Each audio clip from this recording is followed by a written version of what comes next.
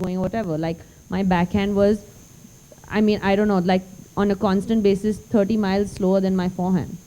So, but that is something over an hour. So it takes, so yeah, it does help to maybe understand the sport. But I think when you do play a sport and, you know, like we have or we are, we still see it differently, and probably he's right. We're seeing it as athletes, which is why we are, I mean, I don't agree that we need Bollywood to make our sport popular or any sport popular. It's a separate industry. So what he's saying is that, yeah, there's an entrepreneurship where the entrepreneur is great. He's gotten Bollywood and made it sexy, but that's not what we're playing sport for. That goes back to what Gopi was saying. Why did we start playing sport? Kabaddi is, I mean, you can have Bollywood in Kabaddi, but you're not going to make it sexy. No, I think what he's saying is you bake a great cake and wrap it in brown paper. People are not buying it. So you bake a great cake and you wrap it in lovely paper, increase the price by a little bit, but you add to the buyability of your product. So you can be a great athlete, but if you're wrapped in brown paper, no one's buying you. I think that's the point he's making. But I don't think that's right, because I think that you still have, you know, you make a movie on Mary Kom. Who had heard of Mary Kom before Mary Kom was made? How many people? I mean, I don't know. I don't see any hands up here.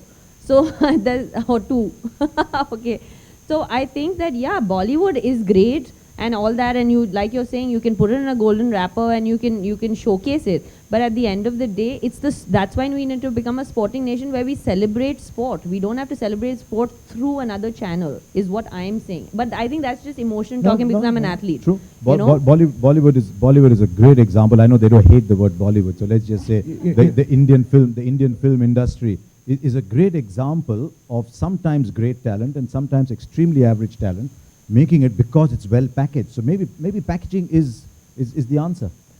So I think, you know, Tanya's onto something that you know, sports at its essence should be pure, and that's why athletes are attracted to it. But the reality is, if you look at any multi-billion-dollar sports media property in the world, it all starts with phenomenal marketing and a lot of Bollywood type of elements to create the glamour behind a star athlete like Sania.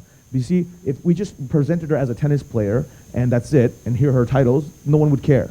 But if you start to glamorize it a little bit and put on a little bit of wow factor, her life story or the trials and tribulations or, you know, TV series or whatever, you know, at the end of the day, sports is a media business. That's the reality. And if all these athletes want to make a lot of money and make a proper living, if we want to build more hard courts, if we want to build all that, it all begins with hiring a rock star CEO who can package everything in gold paper, right? So you need storytellers. It's good to know that somebody thinks that storytellers. Oh no, most definitely. Storytelling is everything in sports. Storytelling is everything. But he's absolutely right. You tell the story of how Sania started playing tennis on a cow-down court. You tell the story of how Mithali. Tell the story of how you started playing cricket. I mean, once those stories get told, then the aura around the athlete grows. Then there's another young girl somewhere who's saying, "Oh, if Mithali could start like that, I could." And then we start the whole process. The storytelling starts creating champions. Is that what we're heading at? Well, it is important that you need water to tank, have... no cement tank. Yeah. Way back, we didn't have any infrastructure, and because we were not under BCCI, we were under WCI, so the kind of facilities which were access to women's cricket was far lesser than what it is now. It has come a long way since then.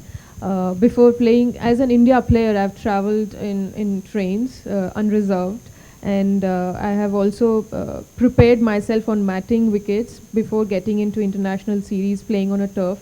So it was very difficult, but again, the earlier question that when he asked what kind of, how women players get strong mentally, is that when we prepare so hard, today when we have access to the best of facilities, our game is enhanced by leaps and bounds.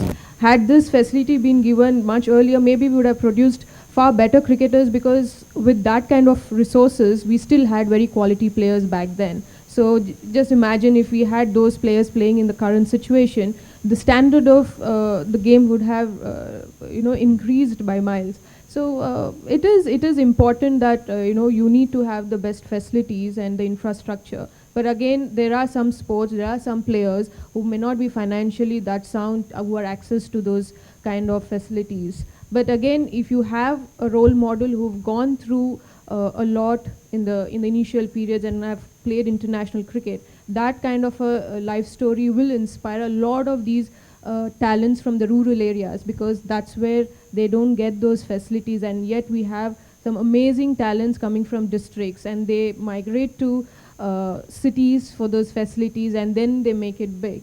So it is important. You need to have role models. You need to have stories where young girls or young boys look up to, role models who they can look up to and take inspiration from. There's a bit of packaging going on around you as well, isn't it? You're on magazine covers these days and also that it's not necessarily a bad thing. It's not a sexist thing that I point out, but it's just that when you get onto magazine covers and you look a certain way, then it helps people draw attention to the fact that you play sport a certain way as well. So it's not only wrong. It need not be only right, but it's not only wrong either.